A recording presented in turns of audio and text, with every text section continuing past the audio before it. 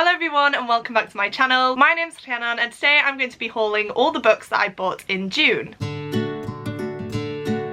I've actually been really good throughout June and haven't purchased that many books. Half of my stack are books that I got in subscription boxes, and I do also have 2 review copies that were kindly sent to me by some authors. And the way I've decided to split up this video is to talk about the review copies first, then I'm going to focus on the paperbacks that I bought, and then I'm going to move on to my hardcovers. So this video will be timestamped for you. If you want to skip ahead and just see the hardcovers, that is completely fine, but I feel like that's the easiest way for me to split up this video. Other than that though, I don't really have too much more to say, so without further ado, let's just dive into the books. The first book I have to show to you today is Wrath Goddess Sing by Maya Dean. This was a proof copy that was very kindly sent to me by Harper 360 YA, so thank you so much to them for sending this one my way. This sounds right up my street. It's a Greek myth retelling, and I believe it has some transgender rep, which is amazing. We definitely need to see more of that in these books. So when I got my hands on this, I was so happy, and I genuinely cannot wait to dive into this. It does have a pretty long synopsis though, so bear with me. It says, drawing on ancient texts and modern archaeology to reveal the trans woman story hidden underneath the well-known myths of the Iliad, Maya Dean's Wrath Goddess Sings weaves a compelling, pitilessly beautiful vision of Achilles' vanished world, perfect for the fans of the Song of Achilles and the Inheritance trilogy. The gods wanted blood, she fought for love. Achilles has fled her home and her vicious Myrmidon clan to live as a woman with a Calais, the transgender priestesses of the great mother Aphrodite. When Odysseus comes to recruit the prince for a war against the Hittites, Achilles prepares to die rather than fight as a man. However, her divine mother Athena intervenes, transforming her body into the woman's body she always longed for, and promises her everything: glory, power, fame, victory in war, and most important, a child born of her own body. Reunited with her beloved cousin Patroclus and his brilliant wife, the sorceress Meriape, Achilles sets out to war with a vengeance. But the gods, a dysfunctional family of abusive immortals that have glutted themselves on human sacrifices for centuries, have woven ancient schemes more blood-soaked and nightmarish than Achilles can imagine. At the centre of it all is the cruel immortal Helen, who sees Achilles as a worthy enemy after a millennia of ennui and emptiness. In love with her newfound nemesis, Helen sets out to destroy everything and everyone Achilles cherishes, seeking a battle to the death. An innovative spin on a familiar tale, this is the story of a Trojan War unlike any ever told before, and an Achilles whose vulnerability is revealed by the people she chooses to fight and those she chooses to trust. Doesn't that just sound insane, you guys? I cannot wait to read this. I feel like it's going to be such an important and powerful book, and as I mentioned previously, I'm very happy that there is some transgender rep in here. We definitely need to see more of that in some books, and I'm very happy for the trans community that this book now exists. The next book I have to show you is a bit of a different one for me, but that is The Existence of Amy by Lana Grace Reaver. The author did reach out to me for this one to ask if I would like to receive a copy, and as soon as I read the synopsis I knew that I would like to read it, so I did ask her to send it my way, and of course it is now here. All it says on the back of this one is, Amy has a normal life. That is, if you were to go by a definition of no obvious indicators of peculiarity, and you didn't know her very well. She has good friends, a good job, a nice enough home. This normality, however, is precariously plastered on top of a different life. A life that is Amy's real life, the only one her brain will let her lead. What is it really like to live with mental illness? An insight into the reality of obsessive compulsive disorder, OCD, anxiety, and depression. And that is essentially why I did want to read this book. I had extremely bad anxiety for years growing up. I've gotten to the point now where it's still there, but I've kind of learned to control it a bit more, and it's nowhere near as bad as it was previously. However, I have been suffering really badly with my mental health recently. Some of you may know my auntie passed away last year, and that was a massive hit on me personally and of course my whole family. But a year and a half later, and I'm really still struggling to come to terms with all of that. I have days where I don't really want to do anything. I have days where I'm at my lowest and I feel helpless, and I just feel like I don't want to do anything. I can't do anything, and it's just a bit much. So I think I just wanted to read this and experience this book as a representation of these different mental illnesses and see whether I could relate to it in some sort of way, see if it would help me, see if it would bring some stuff to light. And I just think it's going to be a powerful read that hopefully I can get something out of. I don't think this book is going to be for everyone. If you're in a fragile mental state right now, I probably wouldn't recommend picking this one up at this current point in time. I haven't actually read this book yet, so I can't let you know the trigger warnings. There are no trigger warnings on this book itself. I have had a look, so I do advise, if you want to pick up this book, that you go and do your own research, or wait until I actually do read this one and give you guys my thoughts and possible trigger warnings as well. Next up is a book that I'm very excited about, and that is Blood Trials by N.E. Davenport. I actually haven't heard anything about this book on BookTube, Bookstagram, BookTwitter. I just happened to stumble upon it in Waterstones in Liverpool. Obviously the cover was the first thing I noticed because this book is stunning. Blue's my favourite colour, and this person on the front just looks absolutely amazing. So I picked it up and then I read the synopsis, which says it's all about blood. Blood spilled long ago between the Republic of Marine and the armies of the Blood Emperor. Now there is peace in the Republic, where blood magic is banned, but there is also a strict class system, misogyny and racism. Her world is not perfect, but Ikenna survived in it, until now. With the murder of her grandfather, Ikenna spirals out of control. Though she is an initiate for the Republic's deadly elite military force, Ikenna has a secret only her grandfather knew. She possesses the blood magic of the Republic's enemies. Ikenna throws herself into the gladiatorial war games at the heart of her martial world, trials that will lead her closer to his killers. Under the spotlight, she subjects herself to abuse from a society that does not value her, that cherishes lineage over talent, all while hiding gifts that, if revealed, would lead to execution or worse. Ikenna is willing to risk it all to find out who killed her grandfather, so she can end them. And then it just says, magic, technology and rebellion meet in this stunning debut. I believe that this is a YA fantasy, but I may be surprised it may be a bit more adult, I'm not quite sure. But as I mentioned previously, I'm so excited to get to this one. It sounds exactly like my type of thing. I love Gladiator, it's one of my favourite films. I love learning about the gladiatorial fights and things like that as well, so hopefully this will give me those sorts of vibes. And I'm really glad that I stumbled upon it and decided to pick it up, and once again I will let you guys know what I think of this book once I do get to it. On the same trip to Liverpool, I bought Sister Song by Lucy Holland. This is a book that I've wanted to get to for the longest time. This is also a retelling of some sort. I'm not quite sure of what. Hopefully it will say in the synopsis, but I just remember this being very hyped when it first came out, and that hype has kind of stuck with me ever since. For this one it says, they'll be bound by betrayal, magic and murder. King Cador's children inherit a war-torn land abandoned by the Romans. Reva can cure others but can't heal her scars. Kenya battles to be seen as the king's son, although born a daughter. Cinna yearns for love, longing for adventure, and all three fear a life trapped within their hold as the Saxons advance. However, change arrives with Myrddin, meddler and magician. As the siblings awake to their dormant powers, fate also brings them Tristan, a warrior who could herald joy or despair. They'll all face treachery and heartbreak as they fight for their dreams. And it just says here, this vivid narrative reimagines the Trois Sisters, an old British folk ballad. You guys know I love a good magic story. I love a retelling, even though I'm not aware of the source material that this book is based off of. Maybe I'll research it before diving in, we shall see. But I'm very happy to have this one now. It's a beautiful book as well, as you guys can see. And this was also in a buy one get one half price deal, as was the Blood Trials as well. So I did get one of these half price, and I think that was a steal. And then the last book I bought on my trip to Liverpool was The Mystery of the Blue Train by Agatha Christie. This is the next book I needed to buy in the Poirot series by her. It is the 6th book in the respective order on the back, which is how I'm planning to go ahead and read these books. And every time I go to Waterstones, I do see if the next book is available for me to buy, and this clearly was. If you guys aren't aware, I have a very big Agatha Christie collection by now. It's ever growing, obviously, as I will be continuing to collect these books, and I'm just having the best time reading these murder mystery stories. I am currently on to the last 3 books of the Miss Marple mysteries, and then I can dive into the Poirot books. And even though I've had such a good time with Miss Marple, I think I'm gonna click more with Poirot, and we're gonna have a load more adventures as well, which is gonna be a whole ton of fun, especially as I love trying to work out who the killers are. And I must say it's kind of difficult because even though these books are quite short, they are such complex murder mysteries. They're so well thought out, and I do find it's hard to pick up on who the murderer is because it could be anyone in these books. Everyone always has a motive, and so it's a wild ride trying to read these and figure out who the culprit of the murder is. For this one though, it says, when the luxurious blue train arrives at Nice, a guard attempts to wake Ruth Kettering from her slumbers, but she will never wake again, for a heavy blow has killed her, disfiguring her features almost beyond recognition. What is more, her precious rubies are missing. The prime suspect is Ruth's estranged husband Derek, yet Poirot is not convinced, so he stages an eerie reenactment of the journey, complete with the murder on board. Kind of sounds like a Murder on the Orient Express type type of deal. However, I don't think it's going to be a locked room mystery. That one obviously is an amazing story. It's such a popular one because of the locked room mystery element to it. However, I think this one is just a murder that happens on the train, and of course we have all the suspects on board. So very excited to dive into this one, and I'm glad to own a physical copy now to add it to my collection. I do just want to say quickly, I'm really sorry that I'm reading the synopses for every one of these books, but honestly,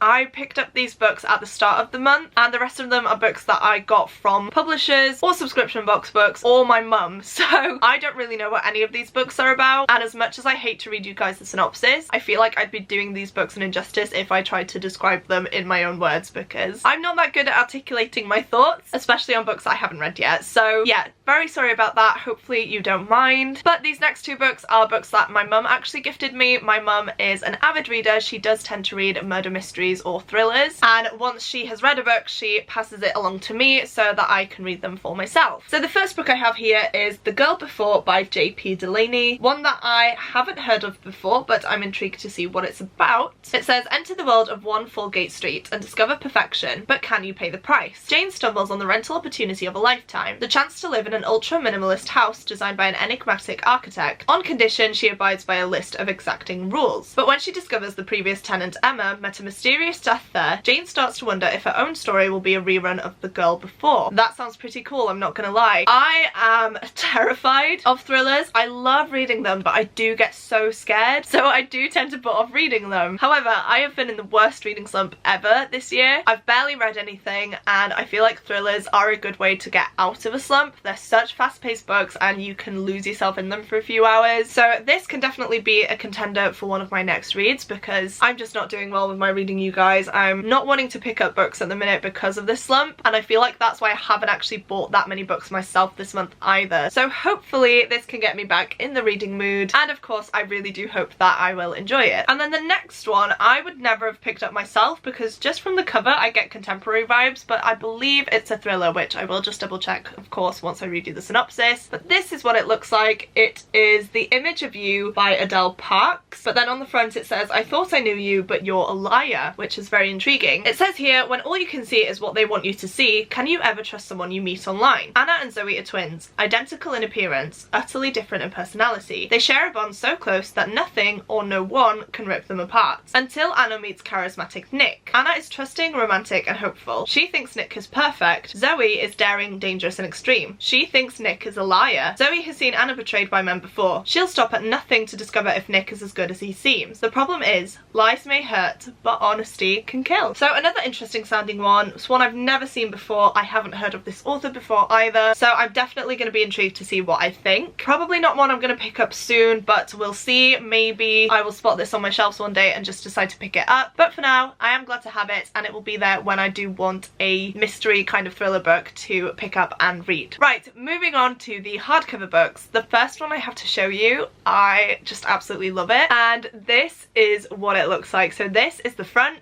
this is the back of it, and I know it's hard for you guys to see what this book is, but this is actually Chain of Iron by Cassandra Clare. It definitely looks different to the standard edition though, and that's because I have bought the tour edition of this book. So I am actually going to be meeting Cassandra Clare in the middle of July. I'm hoping I can meet her at Yelk, but if not, I am going to be going to an event of hers where I will be getting the tour edition of the first book in this trilogy, which is Chain of Gold, and meeting Cassandra, which is absolutely crazy to me. I have loved the Mortal Instruments books since I first discovered them when I was about 13, I want to say, and I just completely fell in love. That's one of the main series that got me into reading, and I've loved every one of her books ever since. So because I'm going to the Cassandra Clare event, I was then able to order the tour edition of the second book as well, which has obviously arrived. It's weird that I've got this book before the first one, but that's fine. I can pick that up at the event when I go. But as I said, this is beautiful. I wish they had a kind of sprayed edge or a stenciled edge or something on that, but we do have this design on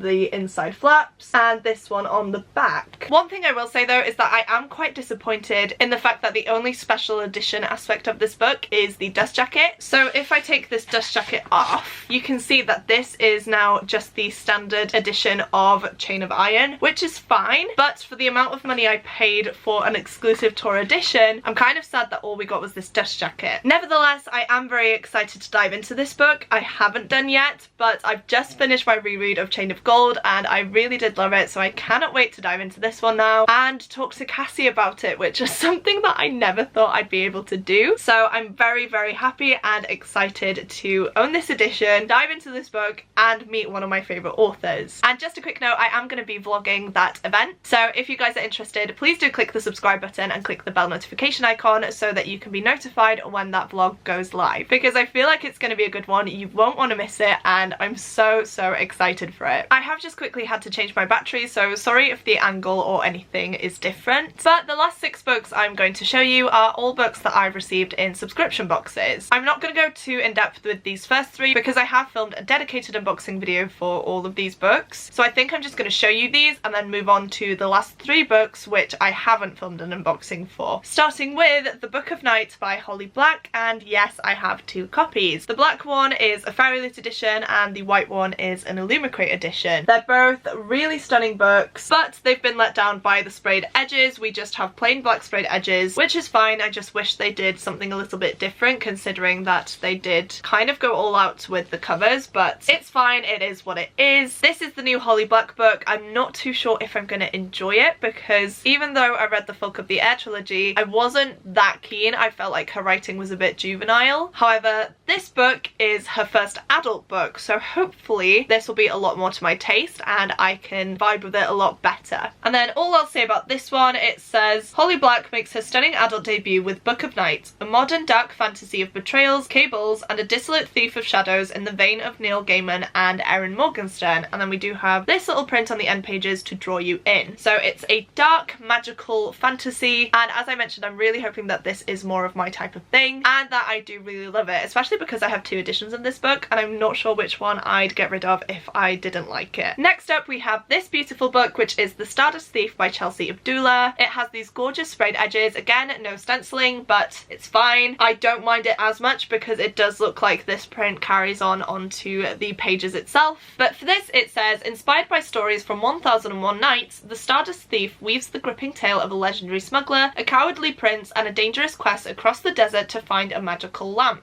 Definitely giving me Aladdin vibes. I cannot wait to dive into this book. I should have done it already really, but as I mentioned, a massive reading slump has been happening this year and I don't want to taint my experience reading this book by reading it whilst I'm in a slump. So I have been putting it off, but I desperately want to get to it soon, and I do think that this is one that I am going to absolutely love. Right, we have finally made it to the last 3 books. The first book I'm going to show you is the June book for Illumicrate, so if you haven't received yours, please do skip ahead. But the book that we got was We All Fall Down by Rose Sabo, which has a beautiful cover and beautiful sprayed edges. However, since receiving this book, I haven't heard the best things about it at all, and so I'm debating now whether I do want to actually read this one. I will just read you the synopsis though. It says, in River City, where magic used to thrive and is now fading, the witches who once ruled alongside the powerful king have become all but absolute. The crumbling government is now controlled primarily by the new university and teaching hospital, which has grown to take over half the city. Moving between the decaying old city and the ruthless new city, 4 young queer people struggle with the daily hazards of life, work, school, and dodging power-hungry cops and unscrupulous scientists, not realising that they have been selected to play in an age-old drama that revives the flow of magic through their world. When a mysterious death rocks the fragile peace, the 4 are brought into each other's orbits as they uncover a deeper magical conspiracy. Devastating, gorgeous, and utterly unique, We All Fall Down examines the complex network of pain created by power differentials, even between people who love each other, and how it is possible to be queer and turn out just fine. So from the synopsis itself, it sounds like something I would enjoy. It sounds like we have a lot of good representation here, but from what I've heard, and again, I've not read this book, I've not really looked into it, there is a black character in here and they don't get as much representation, or they're treated badly by the author as a character. So I think I'm gonna have to do a little bit more research about this book before diving in, because I don't want to be reading, because I obviously don't want to be reading something that is harmful to other people. So we'll see with this one. If you've read it, please do let me know your thoughts on it, but I am going to keep an eye out for Own Voices reviews so so that I can see whether it's worth picking up or not and whether I want to support the author by reading it. The YA Fairy Loot book of the month for June was This Vicious Grace by Emily Theed. This is a beautiful book. I am in love with the cover. I think it is gorgeous. We do also have these sprayed edges, which I'm not quite sure if it's coming up properly on camera, but I believe that the print is of some lemon trees, which I really do like. We do get those lemon trees going all around the cover and on the back as well, so I think that they're going to play a very important part in this book, and the cover alone is definitely something that is making me want to pick this one up. We do have this design printed onto the book itself, this art on the end pages with this one on the back, and then as per usual it is also signed by the author. So this is a beautiful special edition. Now let's see what the book itself is actually about. It says, Alessa's gift from the gods is supposed to magnify a partner's magic, not kill every suitor she touches. Now, with only weeks left until a swarm of demons devours everything on her island home, Alessa is running out of time to find a partner and stop the invasion. When a powerful priest convinces the faithful that killing Alessa is the island's only hope, even her own soldiers try to assassinate her. Desperate to survive, Alessa hires Dante, a cynical outcast marked as a killer, to become her personal bodyguard. But as rebellion explodes outside the gates, Dante's dark secrets may be the biggest betrayal. Dante holds the key to Alessa's survival and her heart. Is he the one person who can master her gift, or will he destroy her once and for all? Definitely sounds like my type of thing. Very excited to dive into this one. The overall aesthetic of it is definitely drawing me in, and I do think that this is one that I am going to prioritise and hopefully read very soon. And we have finally made it to the last book, which is Her Majesty's Royal Coven by Juno Dawson. Once again, this is an exclusive edition. This is what the cover looks like. This is the back. We have these gorgeous sprayed edges. The only thing that's irritating me though is that it's not central. It should be about here,